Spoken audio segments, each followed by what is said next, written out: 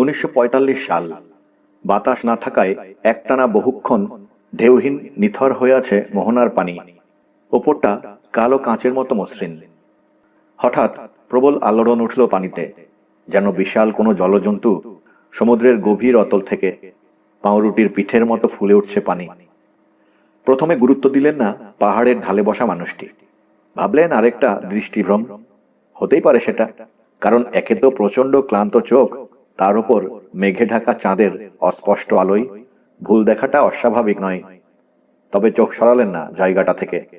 ফুলতে ফুলতে একসময় বিস্ফোরিত হলো যেন পাউরুটির পিঠ। পানি ফুঁড়ে বেরিয়ে এলো একটা দানবীয় মাথা। কালো মসৃণ চকচকে শরীর থেকে পানির ফোঁটা গড়িয়ে পড়ার আবছা আভা অন্ধকারেও প্রকাশ করে দিচ্ছে ওটার অস্তিত্ব। প্রকাণ্ড জিনিসটা আর একটু ভাসল।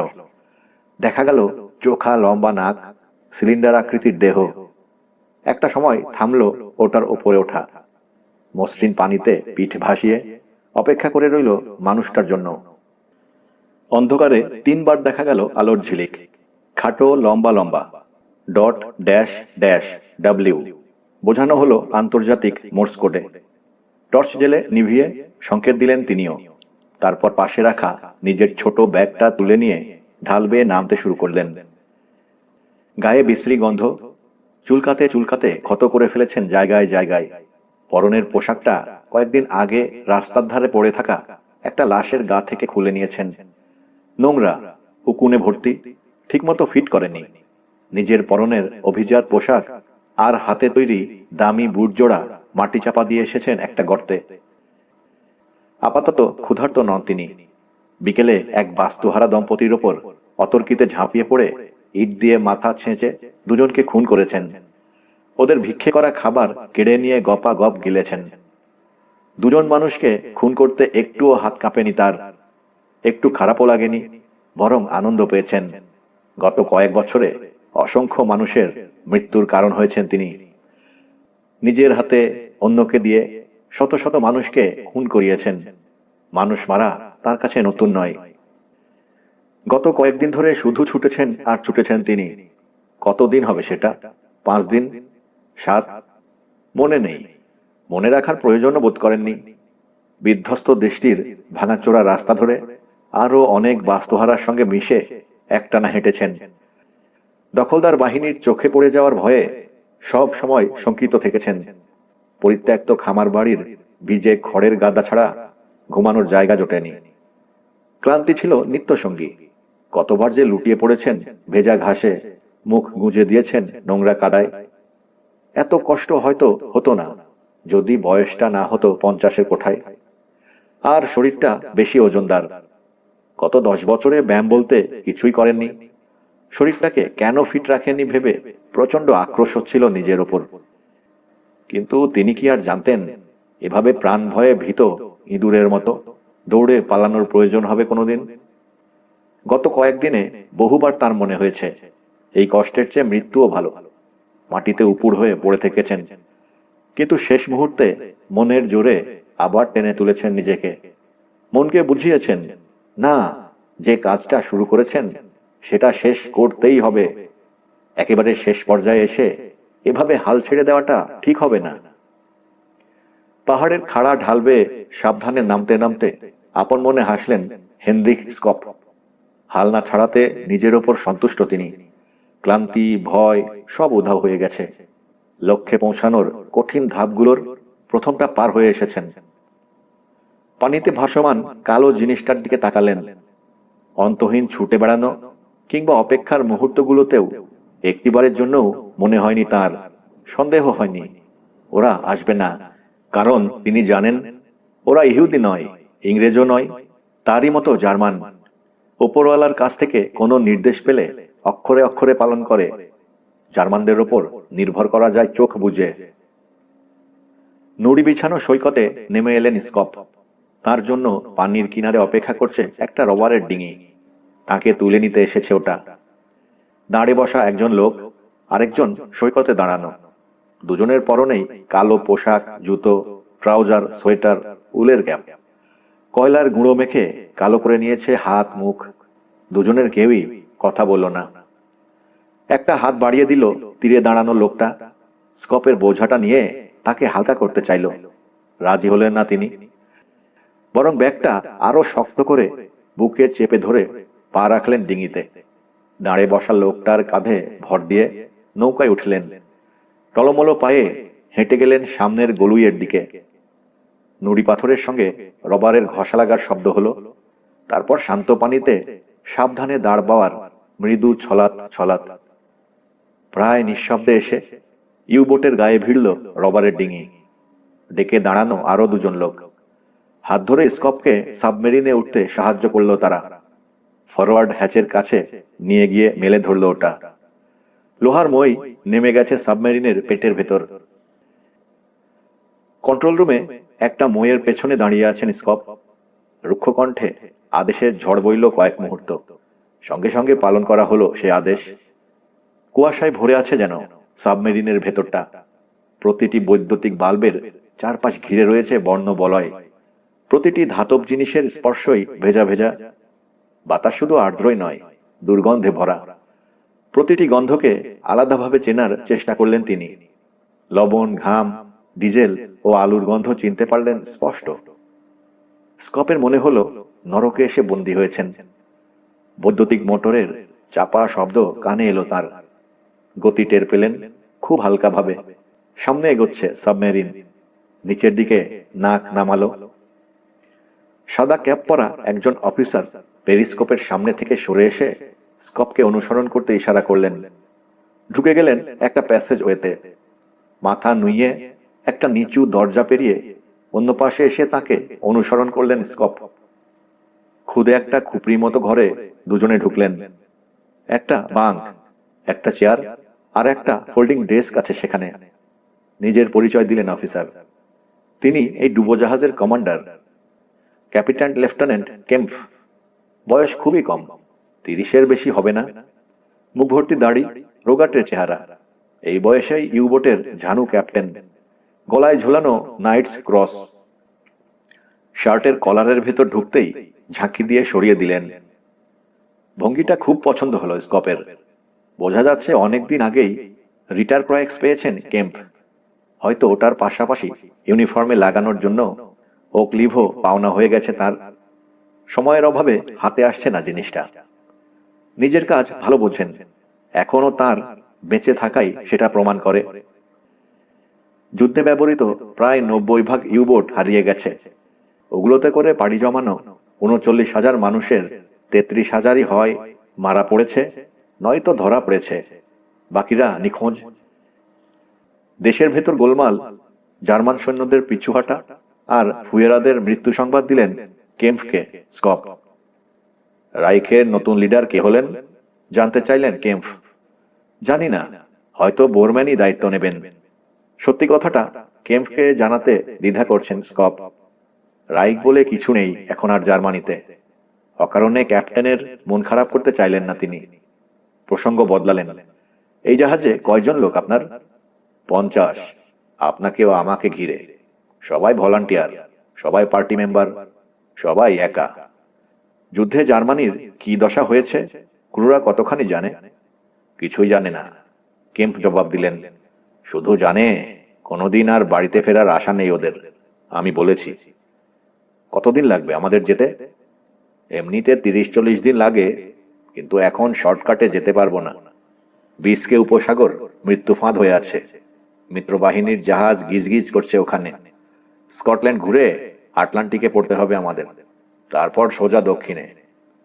পানির ওপর ভেসে চলতে পারলে 18 নট গতি তুলতে পারতাম, কিন্তু সেটা কতখানি সম্ভব হবে জানি না। ইকোনমি স্পিড বজায় রাখতে হবে আমাকে, অর্থাৎ 12 নটেই পাড়ি দিতে হবে 8,700 মাইল। পথে আক্রান্ত হওয়ার সম্ভাবনা দেখলে বেশিরভাগ সময় ডুব দিয়ে থাকতে হবে। ডুব দিয়ে চললে 7 নটের বেশি গতি পাবো না। তাও যদি একটানা চলতে পারতাম কথা ছিল না, কিন্তু 64 মাইল চলার পরই আমাদের ই মোটরগুলোর ক্ষমতা ফুরিয়ে যায়। রিচার্জ করতে সময় দিতে হয় 7 ঘন্টা, আর ওই সময়টায় ওপরে ভেসে উঠতে হয় আমাদের। এসব হিসেব রেখে আশা করি 50 দিনের মধ্যে আপনাকে জায়গা মতো পৌঁছে দিতে পারবো। বগলের নিচে ঘাম টের পাচ্ছেন স্কপ। 50 দিন! এই লোহার কফিনটায় ঢুকেছেন তিনি 1 ঘন্টাও হয়নি। এখনই তার দম আটকে আসছে। লোহার সাঁড়াশি দিয়ে যেন চেপে ধরা হয়েছে ফুসফুস। ওটাতে 50টা দিন বন্দি থাকার কথা শুনে ঘেমে যাচ্ছেন তিনি। অভ্যস্ত হয়ে যাবেন, ভরসা দিলেন কেম্প। দক্ষিণে পৌঁছে ডেকে গিয়েও সময় কাটাতে পারবেন, অবশ্য যদি পৌঁছতে পারি। আর একটা অসুবিধের কথা বলি আপনাকে, লড়াইয়ের প্রয়োজন হলে পূর্ণ শক্তি পাবো না। 1 হাতওয়ালা মানুষের মতো অবস্থা। আমাদের ফরওয়ার্ড টর্পেডো নেই। কেন নেই? বের করে ফেলে দিতে হয়েছে আপনার বাক্স রাখার জায়গা করার জন্য। এতই বড় হ্যাঁচ দিয়ে ঢুকছিল না, ডেক প্লেট খুলে নিয়ে তারপর ঢোকাতে হয়েছে। ঢোকানোর পর দেখি টর্পেডোর পাশে জায়গা হচ্ছে না। কি আর করা, শেষে টর্পেডোটাই ফেলে দিতে হয়েছে। উঠে দাঁড়ালেন স্কপ। চলুন দেখব। ছোট ছোট খুপড়ির মতো 1 সারি ঘরকে পাশ কাটিয়ে এগোলেন দুজনে। ওগুলোতে রয়েছে রেডিও রুম, অফিসার্স কোয়ার্টার, রান্নাঘর। জাহাজের গুলুইয়ের কাছে পৌঁছে টান দিয়ে ফরওয়ার্ড টর্পেডো রুমের হ্যাচ খুললেন কেম্প। ভেতরে ঢুকলেন স্কপ। এখানেই রয়েছে জিনিসটা। চুপচাপ দাঁড়িয়ে ব্রোঞ্জের তৈরি বিশাল বাক্সটার দিকে তাকিয়ে রইলেন স্কপ। কত বছরের কঠোর পরিশ্রম, সাধনা, ব্যর্থতা ও উপহাসের পর এসেছে এই সাফল্য। তৈরি হয়েছে বিস্ময়কর সেই মারণাস্ত্র। ব্রোঞ্জের চকচকে ঔজ্জ্বল্য কিছুটা মলিন হয়েছে। বাক্সের কোনো ক্ষতি হলো কিনা পরীক্ষা করে দেখলেন। না, হয়নি। বাক্সের একপাশে হাত রাখলেন তিনি। গর্বে ভরে উঠল বুক। এখানে রয়েছে সেই অস্ত্র, থার্ড রাইখের সময়কালীন সবচেয়ে বিস্ময়কর আর বৈপ্লবিক আবিষ্কার। তিনি জানতেন সফল তিনি হবেনই। তার আবিষ্কারের সুবিধা ভোগ করবে জার্মানি। যুদ্ধের মোড় ঘুরিয়ে দেয়া যেত এ অস্ত্র ব্যাপক হারে ব্যবহার করা গেলে, কিন্তু তার আগেই শেষ হয়ে গেল যুদ্ধ। স্কটল্যান্ডের চোখা মাথাটা ঘুরে এসে পশ্চিমা ঝড়ের রোশানলে পড়ল ইউবোট। ডুবোজাহাজটাকে অ্যামিউজমেন্ট পার্কের রাইডের মতো দোলাতে লাগলো ক্ষিপ্ত সাগর। এরই মধ্যে দিয়ে ইঞ্চি ইঞ্চি করে দক্ষিণে এগিয়ে চলল জাহাজ। আয়ারল্যান্ডের পশ্চিম ধার দিয়ে ধীরগতিতে এসে পড়ল আটলান্টিক মহাসাগরে। 8 মে স্কপকে জানালেন কেম্প, রেডিওতে বুলেটিন শুনেছেন, মিত্রবাহিনীর কাছে আত্মসমর্পণ করেছে জার্মানি। যুদ্ধ শেষ।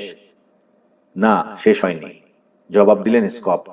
আমাদের জন্য নয়, আমাদের যুদ্ধ কখনো শেষ হবে না।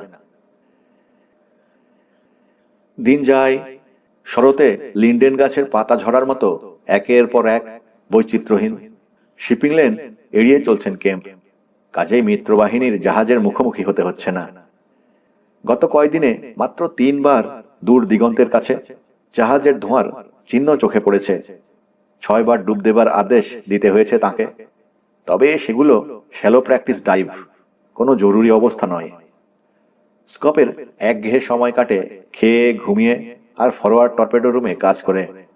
কাজ আর কিছু না, বাক্সটাকে বারবার মোছা। তবু এটাই এখন হয়ে গেছে তার ধ্যান জ্ঞান, এই অন্তহীন সাগর যাত্রার দুঃসহ স্নায়ুর চাপ কাটানোর উপায়। মাঝে মাঝে বাক্সের ডালা খুলে দেখেন, ব্রোঞ্জের গায়ে আঁকা একটা ক্ষুদে স্বস্তিকার নিচের রিলিজ বাটন টিপলেই স্প্রিং এর সাহায্যে আপনা আপনি খুলে যায় ডালা। রবারের পুরু আস্তরণ দিয়ে বায়ু ও পানি নিরোধক করা হয়েছে ভেতরটা। সেই রবারের মধ্যে সূক্ষ্ম ফুটো রয়েছে কিনা কিংবা চিট ধরেছে কিনা ম্যাগনিফাইং গ্লাস দিয়ে পরীক্ষা করেন তিনি। সামান্যতম সম্ভাবনাও যেখানে চোখে পড়ে সেখানে গ্রিজ মাখিয়ে দেন। সমুদ্রযাত্রার 4 সপ্তাহ পর এক সন্ধ্যাবেলায় স্কপকে কন্ট্রোল রুমে আসতে বললেন কেম্প। পেরিস্কোপের উইংয়ে ঝোলানো তার 2 হাত, আইপিসে চোখ। ধীরে ধীরে এপাশ ওপাশ ঘোরাচ্ছেন পেরিস্কোপটা। স্কপ ঢুকেছেন বুঝতে পেরে চোখ না সরিয়েই বললেন, এই মুহূর্তটারই অপেক্ষা করছিলাম। হেড ডক্টর সাগর শান্ত, বৃষ্টি পড়ছে, ইচ্ছে করলে ওপরে গিয়ে শাওয়ার নিতে পারেন। আইপিস থেকে মুখ তুলে ফিরে তাকিয়ে হাসলেন। প্রথম শিফটেই যান। 1 মাসের বেশি হয়েছে গোসল, শেভ, দাঁত ব্রাশ কিছুই করতে পারেননি স্কপ। জাহাজের মেশিন প্রতিদিন মাত্র কয়েক গ্যালন নোনা পানিকে মিষ্টি পানিতে রূপান্তরিত করতে পারে। সেই পানি প্রধানত ব্যবহার হয় রান্না আর ইঞ্জিনের ব্যাটারিতে। বৃষ্টির মিষ্টি পানিতে গায়ের চামড়া ধোয়ার কথা শুনে উদ্বেলিত হলো মন। জিজ্ঞেস করলেন, নিরাপদ? বিপদের তো কিছু দেখছি না। বাহামা থেকে প্রায় 2000 কিলোমিটার দূরে রয়েছি। এত দক্ষিণে এ সময়ে জাহাজ আসার কথা নয়। নেহাত কপাল খারাপ না হলে। আইপিসে চোখ রাখলেন আবার কেম্প। গভীরতা কত, চিফ? তল পাচ্ছি না, হের ক্যাপিটান, জবাব দিল কন্ট্রোলে বসা একজন সেইলর। তল নেই? অবাক হলেন স্কপ। সমুদ্রের তল থাকে না কিভাবে? এটা আমাদের সাবমেরিনের ভাষা, কেম্প জানালেন। এতই গভীর আমাদের ফ্যাদোমিটারে ফিরতি সংকেত আসে না। নিশ্চয়ই এই মুহূর্তে মাঝ সাগরের কোনো গভীর খাদের উপর রয়েছি আমরা। 3 মাইল, 5 মাইল, কে জানে কত গভীর খাদটা। কোথাও বাড়ি খাচ্ছে না ফ্যাদোমিটারের পাঠানো সংকেত। কনিং টাওয়ারের হ্যাচ খুলল একজন নাবিক। বাইরের তাজা হাওয়া ঢুকলো ভেতরে। স্কপের মনে হলো ভায়োলেট ফুলের সুবাস। মোয়ের গোড়ায় দাঁড়ানো তিনি, হাতে এক টুকরো সাবান। ওপর থেকে চোখে মুখে এসে পড়ছে বৃষ্টির ফোঁটা। মোয়ের মাথায় দাঁড়িয়ে দূরবীন দিয়ে দিগন্ত দেখল একজন ক্রুম্যান। অল ক্লিয়ার বলে নেমে এলো ও। মই বেয়ে ব্রিজে উঠে গেলেন স্কপ। ব্রিজের কিনারে পা রাখলেন। আরেকটা মই বেয়ে নেমে এলেন ডেকে। তাকে অনুসরণ করে আফটার ডেকে জড়ো হলো 4 জন নাবিক। পুরো উলঙ্গ ওরা। হাতে হাতে ঘুরে বেড়াচ্ছে সাবানের টুকরোটা। মুষলধারে বৃষ্টি পড়ছে, তবে ঝোড়ো বাতাস না থাকাতে গায়ে বিঁধছে না। সাগরের ঢেউ দোলনায় দোলানোর মতো করে দোলাচ্ছে সাবমেরিনটাকে। তবে সেটা এতই কম যে জাহাজে অনভ্যস্ত স্কপের মতো মানুষেরও ডেকে হাঁটতে অসুবিধে হলো না। সামনের সমতল জায়গায় এসে দাঁড়ালেন তিনি।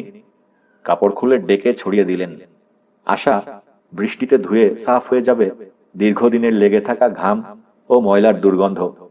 গায়ে ইচ্ছামতো সাবান মাখতে লাগলেন তিনি। Head doctor! চিৎকার শুনে ফিরে তাকালেন স্কপ। মই বেয়ে হুড়াহুড়ি করে আফটার ডেক থেকে ব্রিজে উঠছে 4 জন নাবিক। প্লেন, জলদি চলে আসুন! ওপর দিকে দেখালো মইয়ের গোড়ায় থাকা সর্বশেষ নাবিকটি। তারপর সেও মই বেয়ে ব্রিজে উঠতে লাগলো। কি? নিজের কণ্ঠকে ছাপিয়ে স্কপের কানে ঢুকলো প্লেনের ইঞ্জিনের শব্দ। নাবিকদের নির্দেশিত দিকে তাকালেন। এক মুহূর্ত কিছুই দেখলেন না। তারপর পশ্চিমা মেঘস্তরের ধূসর পটভূমিতে কালো একটা দাগমতো চোখে পড়ল। ঢেউয়ের প্রায় মাথা ছুঁয়ে এদিকেই উড়ে আসছে। খাবলা দিয়ে নিজের কাপড়গুলো তুলে নিয়ে মইয়ের দিকে ছুটলেন তিনি। পা লাগলো মসৃণ ডেকে বেরিয়ে থাকা কিসে যেন। হোঁচট খেয়ে হাত পা ছড়িয়ে উপর হয়ে পড়লেন ডেকের ওপর। হাত থেকে ছুটে গেল কাপড়গুলো। এগিয়ে আসছে ইঞ্জিনের শব্দ। গুঞ্জনের মতো শব্দটা এখন বেড়ে গর্জনের রূপ নিয়েছে। স্কপের আহত পায়ের বুড়ো আঙ্গুল থেকে তীক্ষ্ণ ব্যথা উঠে এলো ওপর দিকে। কাপড় তোলার সময় নেই আর। নিজেকে টেনে তুললেন কোনো মতে। ফিরে তাকালেন। কিসে হোঁচট খেয়েছেন দেখার জন্য। ফরওয়ার্ড হ্যাচের ঠিক পেছনে ঝালাই করা একটা ইস্পাতের ডেক প্লেটের কানা বেরিয়ে আছে। ঝালাইটা হয়তো ঠিকমতো করা হয়নি, কিংবা পানির চাপে ছুটে গেছে। মই বেয়ে উঠতে শুরু করলেন তিনি। ইঞ্জিনের শব্দ এখন কান ফাটা। স্কপের মাথার ওপর দিয়ে উড়ে গেল প্লেনটা। তিনি তাকিয়েই আছেন। কিছু দূর গিয়ে বাঁক নিয়ে ঘুরতে শুরু করলো ওটা। ব্রিজ থেকে ঝুঁকে স্কপের দিকে তাকিয়ে আছে একজন নাবিক। হাত নেড়ে তাড়াতাড়ি নামার জন্য তাগাদা দিতে লাগলো তাকে। জাহাজের খোলের ভেতর থেকে আসা ভেঁপুর শব্দ কানে এলো তার। ইমার্জেন্সি ডাইভের জন্য প্রস্তুত হচ্ছে সাবমেরিন। ব্রিজের কিনারা থেকে হ্যাচের ভিতরের মইয়ে যখন পা রাখলেন তিনি, চালু হয়ে গেছে জাহাজের ইঞ্জিন। থরথর করে কাঁপতে আরম্ভ করেছে ধাতব দেহটা।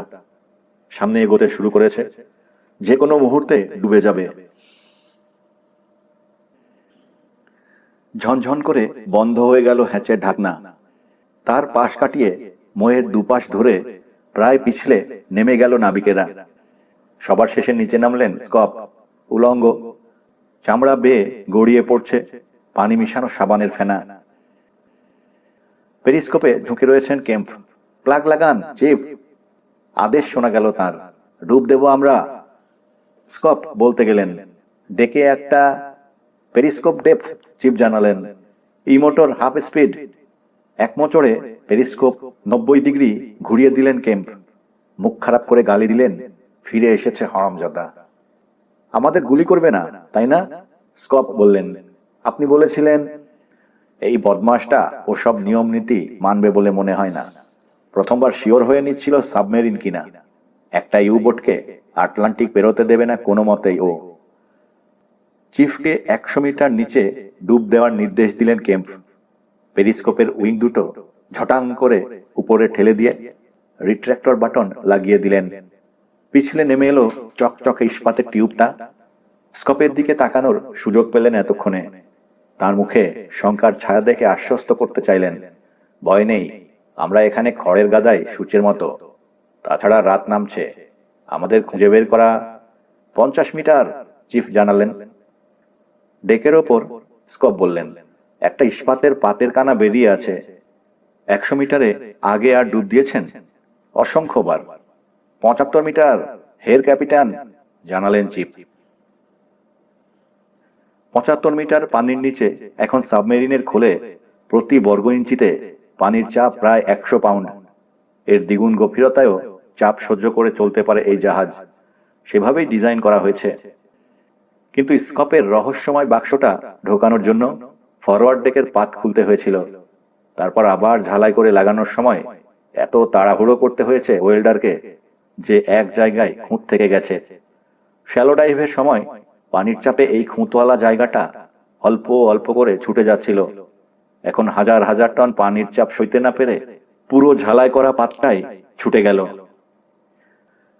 কামানের গোলা ফাটার মতো শব্দ হলো সামনের দিকে। মুহূর্তে এক পাশে কাত হয়ে গেল সাবমেরিন। সিট থেকে ছিটকে পড়ল মানুষগুলো। স্কপ গিয়ে ধাক্কা খেলেন মইয়ের সঙ্গে। পড়ে যাচ্ছিলেন। থাবা দিয়ে মইটা ধরে ফেললেন। মেঝেতে রইল না আর কেম্পের পা। তিনি আঁকড়ে ধরলেন পেরিস্কোপটা। চেঁচিয়ে উঠলেন, ইমার্জেন্সি সারফেস, ওপরে তোলো, ইঞ্জিন পুরো দমে। স্কপের দিকে তাকালেন। ফরওয়ার্ড হ্যাচ লাগিয়েছিলেন? মনে করতে পারছি না। আবার কামানের গোলার মতো শব্দ। ঝটকা দিয়ে খুলে গেল ফরওয়ার্ড হ্যাচ। তীব্র গতিতে টর্পেডো রুমের দিক থেকে ধেয়ে এলো 5 ফুট উঁচু আর 3 ফুট চওড়া পানির ধারা। ছুটে গেল পেটি অফিসারদের কোয়ার্টারের দিকে। ভাসিয়ে দিল রান্নাঘর আর অফিসারদের ওয়ার্ডরুম। 90 মিটার, হের ক্যাপিটান, চিৎকার করে উঠল একটা কণ্ঠ। নিচে নেমে চলেছে সাবমেরিন। হঠাৎ দেহটাকে ওজন শূন্য লাগলো স্কপের। অনুভূতিটা এলিভেটরের ভেতরে থাকার মতো। জোরালো ক্যাঁচ কোঁচ শব্দ শোনা গেল। একটা পাইপ বিস্ফোরিত হলো কোথাও। তীব্র হিস হিস শব্দে বাষ্প বেরোতে লাগলো। প্রথমে ঘাম, তারপর প্রস্রাব, আর সব শেষে তেল ও মলের দুর্গন্ধে ভরে যেতে লাগলো কন্ট্রোল রুম। 200 মিটার নিচে আবার কামানের গোলা ফাটার মতো শব্দ। অন্ধকার, চিৎকার, কান্না। মৃত্যুর এক মুহূর্ত আগে একটা হাত সামনের দিকে বাড়িয়ে দিলেন হেনরিক স্কপ, টর্পেডো রুমের দিকে, যেন ভয়ঙ্কর ভবিষ্যতের ইঙ্গিত দিচ্ছে তার বাড়ানো হাতের আঙুলগুলো। দ্রুত ডুবছে সাবমেরিন। সামনের গলুই নিচের দিকে। খাড়া নেমে এলো 1000 ফুট। খোলের চাপ সহ্য ক্ষমতার সীমা ছাড়ালো। একসঙ্গে ছিঁড়ে ছুটে গেল ডজন খানিক ইস্পাতের প্লেট। বড় বড় ফোকর দিয়ে তীব্র গতিতে বাতাস বেরোচ্ছে। কেঁপে কেঁপে উঠছে জাহাজের দেহ। দুমড়ে মুচড়ে যাচ্ছে। ভয়ানক মৃত্যু যন্ত্রণায় যেন খাবি খাচ্ছে বিশাল এক সামুদ্রিক প্রাণী। ধ্বংস হয়ে গেল যত্ন করে তৈরি ভারসাম্য ব্যবস্থা। ছড়া পাতার মতো দুলে দুলে নামছে। 2000 ফুট পেরিয়ে এলো। 5000 ফুট। যতই নামছে বাড়ছে খোলের গায়ে পানির চাপ। ভেতরে আটকে থাকা বাতাসের ছোট ছোট বুদবুদকে ফাটিয়ে দিচ্ছে আঙুলে চাপ দিয়ে, আঙুল ফাটানোর মতো করে। 10,000 ফুট নিচে প্রতি মিলিমিটার ইস্পাতের গায়ে পানির চাপ পড়ল 2 টন। অবশিষ্ট বাতাস অন্ধকার পানিকে ভুড়ভুড়ি তুলে উঠে যেতে লাগলো উপরের দিকে। সোডার ক্যানের মতো ডিগবাজি খেতে খেতে নেমে এসে সাগরতলের ডুবো পাহাড়ের ঢালে ধাক্কা খেল প্রথমে সাবমেরিনটা। কাদামাটির মেঘ ছড়িয়ে ধীর গতিতে গড়িয়ে পড়তে লাগলো ঢাল বেয়ে। বড় বড় পাথর খসিয়ে নিয়ে চলল নিজের সঙ্গে অন্ধকার গিরিখাতের দিকে। অবশেষে থামল পতন। মোচড় খেয়ে বাঁকা হয়ে গেছে ইস্পাতের দেহটা। গলুয়ের কাছে টর্পেডো রুমে অবিকৃত রইল ব্রোঞ্জের তৈরি বড় বাক্সটা। সাবমেরিনের চেয়েও অনেক অনেক বেশি চাপ সইবার ক্ষমতা আছে ওটার। পুরো রবারের আচ্ছাদনের ভেতরে ঢোকার অনুমতি পেল না সাগরের পানি। ধীরে ধীরে পরিষ্কার হয়ে গেল কাদার ধোঁয়া। শান্তি ফিরে এলো অন্ধকার অতল গহ্বরে। কোটি কোটি ক্ষুদে জলজ প্রাণী টহল দিয়ে বেড়ায় এখানেও। এ খাচ্ছে ওকে, ও খাচ্ছে তাকে। জীবনচক্রের স্বাভাবিক নির্মম খেলা চলতে থাকলো তার নির্ধারিত নিয়মিত ছন্দে। 2007 সাল, 26 ডিগ্রি উত্তর অক্ষাংশ, 45 ডিগ্রি পশ্চিম দ্রাঘিমাংশ। ভূপৃষ্ঠে সম্পূর্ণ অন্ধকার জায়গা পাওয়া কঠিন। অমাবস্যার মেঘলা রাতে সমস্ত তারা যখন ঢাকা পড়ে যায়, কিছুটা আলোর আভাস থেকে যায় তখনও। কিন্তু সাগর গভীরে সবখানেই নিশ্ছিদ্র অন্ধকার। পানিতে আধ মাইলও প্রবেশ করতে পারে না সূর্যের আলো। সাগরতলের বিস্তীর্ণ প্রান্তর, বিশাল গিরিখাত, হিমালয়ের মতো বড় বড় পর্বতমালার পাদদেশ সবই থাকে অন্ধকারের কালো চাদরে ঢাকা। এখানে ওখানে মিটমিট করে জ্বলে জলজ প্রাণীর দেহ নিঃসৃত বৈদ্যুতিক আলো। কিন্তু তাতে গভীর এই অন্ধকারের কোনোই পরিবর্তন হয় না। এরকমই একটা অন্ধকার জায়গায় বিশাল দুটো কাঁকড়ার মতো পাশাপাশি ভেসে রয়েছে দুটো সাবমার্সিবল। সাদা রঙের শরীর, চোখানাকের দুই পাশে গর্তের ভেতর বসানো দুটো 5000 ওয়াটের লাইটকে দেখাচ্ছে জ্বলন্ত চোখের মতো। 4000 মিটার রেডিওতে জানালো একটা সাবমার্সিবলের পাইলট। নাক বরাবর সামনেই রয়েছে গিরিখাতটা, আমি নামছি। ঠিক আছে। দ্বিতীয় সাবমার্সিবলের পাইলট জবাব দিল, এগো, আমি তোমার পেছনেই আছি। গিয়ার দিতে দিতেই ঘুরতে আরম্ভ করলো বৈদ্যুতিক মোটরে চলা প্রোপেলারগুলো। ধীরে ধীরে এগিয়ে চলল সামনের সাবমার্সিবল।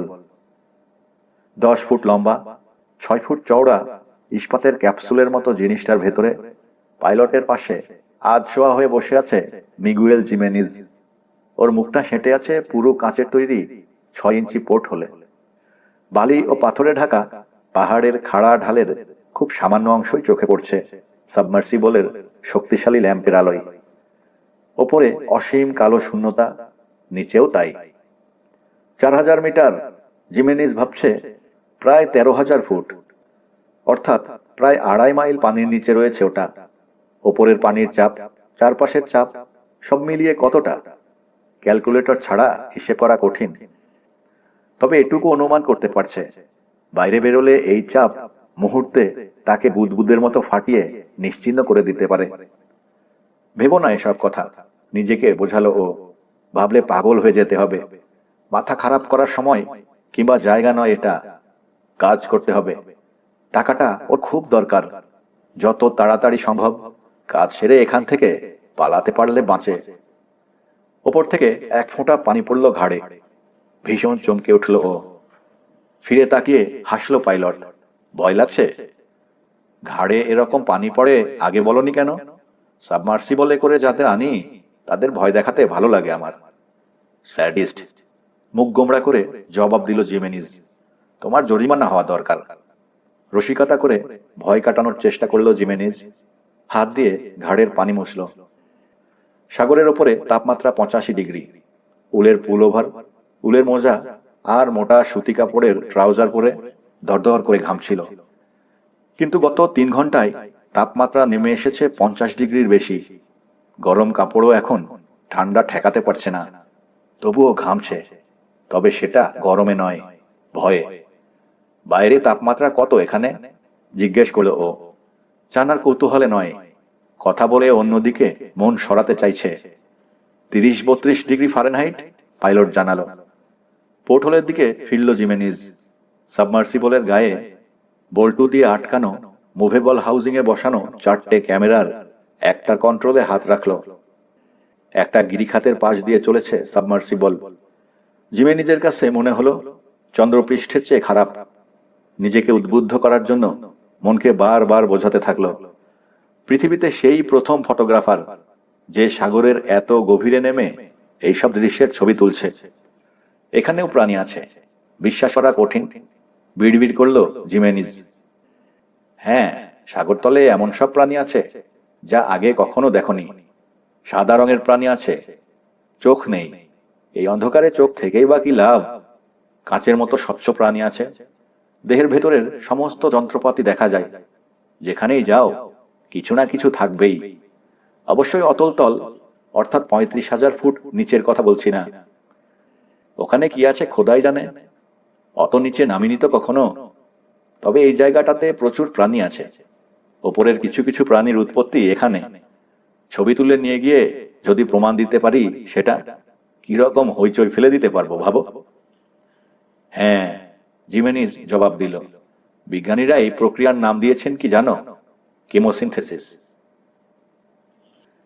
কেমোসিনথেসিস হলো আলোকহীন প্রাণী যাদের সৃষ্টি শুধু রাসায়নিক পদার্থ দিয়ে। বিস্ময়কর এক বৈপ্লবিক গবেষণার দুয়ার খুলে যাবে যদি এদের ছবি তুলে নিয়ে যেতে পারে ও। কেমোসিনথেসিস যে সম্ভব সেটার তথ্য প্রমাণ জোগাড় করতেই সাগরের এত গভীরে নেমেছে ওরা।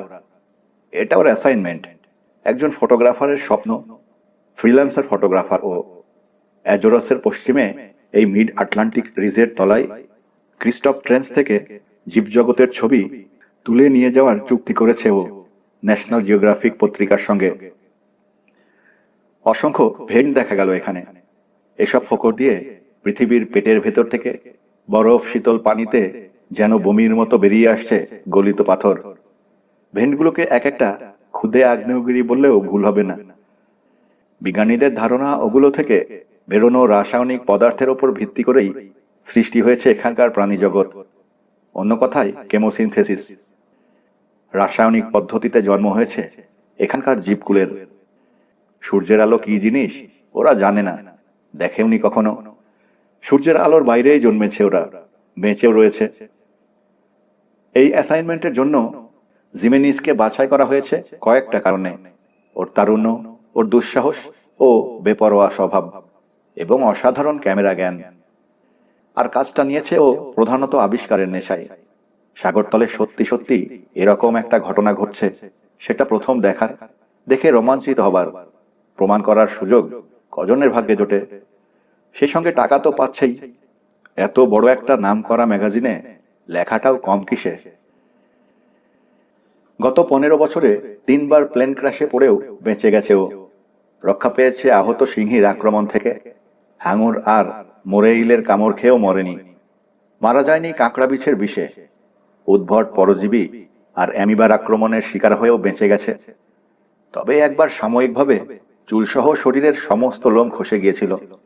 আরেকবার জিভ ও শরীরের অন্যান্য নরম জায়গার ছাল উঠে গিয়েছিল। উফ, সে কি কষ্ট!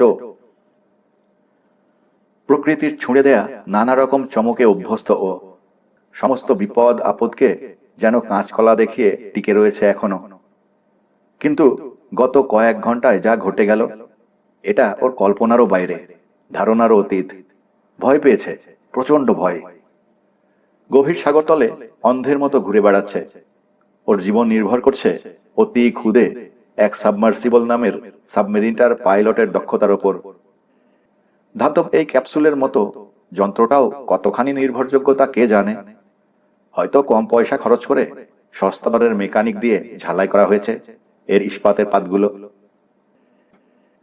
পানির চাপ সইতে না পেরে কোনো একটা পাত খুলে এলে, কিংবা কোনো কারণে ইঞ্জিন বিকল হয়ে গেলে, আর ভাবতে চাইল না জিমেনিজ। অসুস্থ বোধ করছে এখন। দম আটকানো, কোণঠাসা, এরকম বন্দি অবস্থায় কখনো পড়েনি। ইস, কেন যে ওর গার্লফ্রেন্ডের কথা শোনেনি, আফসোস হচ্ছে এখন। একসঙ্গে দুটো অ্যাসাইনমেন্টের প্রস্তাব এসেছিল। দ্বিতীয় অ্যাসাইনমেন্টটা নিতে বলেছিল ও। ওটা ছিল কোরাল সাগরে বিষাক্ত সি স্নেকের ক্লোজ আপ ছবি তোলা। ওই কাজটাতেও বিপদ আছে, তবে ওখানে অন্তত বেকায়দায় পড়লে পানি থেকে উঠে পালিয়ে বাঁচার একটা সুযোগ ছিল। কিন্তু না, ওর কাছে এখনকার কাজটাই ভালো মনে হয়েছিল। গৌরবের কাজ, মহা আবিষ্কার। পৃথিবীবাসী চিনে ফেলবে ওকে। এসব বড় বড় কথা বলেছে, নিজের ওপরই রাগ লাগছে এখন। আর কতক্ষণ? গলা চড়িয়ে পাইলটকে জিজ্ঞেস করল ও। জোরে কথা বলে নিজের হৃৎপিণ্ডের অস্বস্তিকর শব্দটাকে চাপা দিতে চায়। ধোঁয়ার কারখানাগুলোর কাছে যেতে? স্বভাবসুলভ নাটকীয় ভঙ্গিতে জবাব দিল পাইলট। বেশিক্ষণ না। সামনের প্যানেলের একটা গেজে টোকা দিল পাইলট। পানির তাপমাত্রা বাড়ছে, ওগুলোর কাছে চলে এসেছি আমরা। ডুবোজাহাজের গা থেকে বেরোনো তীক্ষ্ণ একটা পাথরের পাশ ঘুরে এগোল সাবমার্সিবল। ঘন কালো ধোঁয়ার মধ্যে ক্রমে অস্পষ্ট হয়ে এলো ওটার আলো। এই তো এসে গেলাম, পাইলট বলল। সামনে এগোনো বন্ধ করে পিছাতে শুরু করলো। আলো আবার পরিষ্কার না হওয়া পর্যন্ত পিছালো। সামনে ঝুঁকে ক্যামেরা কন্ট্রোল চেপে ধরল জিমেনিজ। ফিলকে বলে দেখো ঘুরে ওপাশে আসতে পারে কি না, আমি ওকে ফ্রেমে পেতে চাই। মাইক্রোফোনে কথা বলল পাইলট। কালো মেঘের ভেতর থেকে ভুতুড়ে ছায়ার মতো বেরিয়ে এলো অন্য সাবমার্সিবলটা। এই দূরত্ব থেকে ভেন্টটাকে খুব সাংঘাতিক কিছু মনে হচ্ছে না। কালো পানিতে কালো ধোঁয়া, মাঝে মাঝে কমলা লাল আগুনের শিখা দেখা যাচ্ছে গর্তের মুখে। আগ্নেয়গিরির অতি সাধারণ দৃশ্য, কিন্তু এখানে যা যা আছে সব চাই ন্যাশনাল জিওগ্রাফিক, যত সাধারণই হোক না কেন। তাই ছবি তুলতে আরম্ভ করলো জিমেনিজ।